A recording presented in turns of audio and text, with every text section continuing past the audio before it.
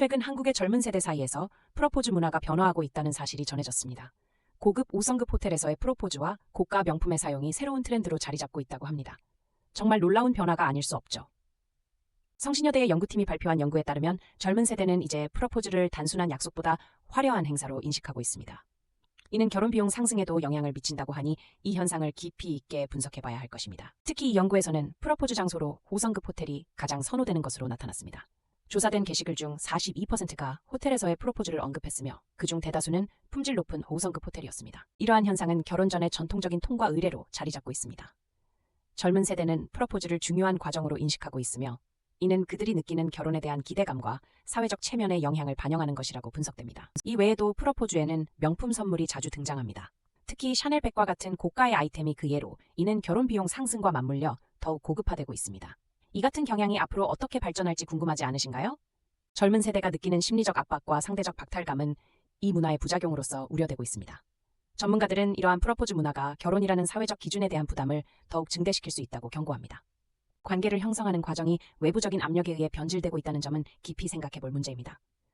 프로포즈가 단순한 약속의 상징이 아닌 과시의 도구가 되어버리는 것은 아닌지 고민할 필요가 있습니다. 이런 변화 속에서 우리는 어떻게 건강한 결혼 문화를 만들어 나갈 수 있을까요?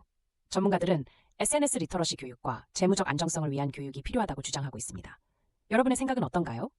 프로포즈에 대한 기대감이 커지는 반면 결혼 비용은 계속 증가하고 있습니다. 최근 조사에 따르면 평균 결혼 비용이 2억 원에 이르며 이는 매년 증가하는 추세입니다. 과연 우리는 이 현실을 어떻게 받아들여야 할까요? 프로포즈의 고급화는 단순히 개인의 소비가 아닌 사회적 기준으로 자리 잡고 있습니다.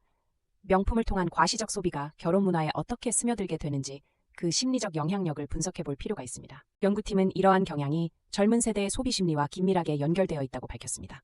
SNS를 통해 서로의 프로포즈 사진을 공유하며 과시하는 문화가 더욱 퍼져가고 있다는 것이죠. 결혼이란 삶의 중요한 전환점에서 과연 어떤 방식으로 나아가야 할까요? 많은 이들이 이 새로운 프로포즈 문화를 수용하면서도 동시에 심리적 부담을 느끼고 있습니다. 이 문제에 대한 해결책은 무엇일까요? 전문가들은 우리 사회가 안정적인 직장과 능력을 갖춰야 결혼할 수 있다는 인식을 가져야 한다고 지적합니다. 이러한 인식이 과연 젊은 세대에게 어떤 영향을 미치고 있을까요? 여기에 더해 결혼 문화의 양상이 변화하면서 이제는 패션과 브랜드가 프로포즈의 중요한 요소로 자리 잡고 있습니다.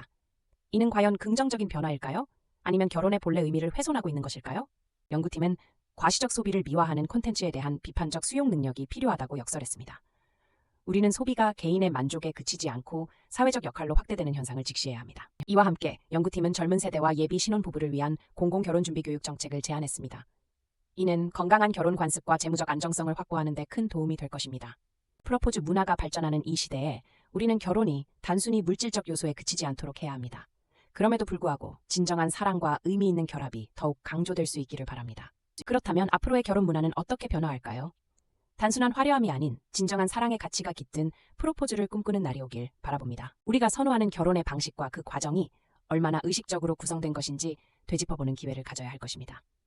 여러 관점에서 이 문제를 바라보는 것이 필요합니다.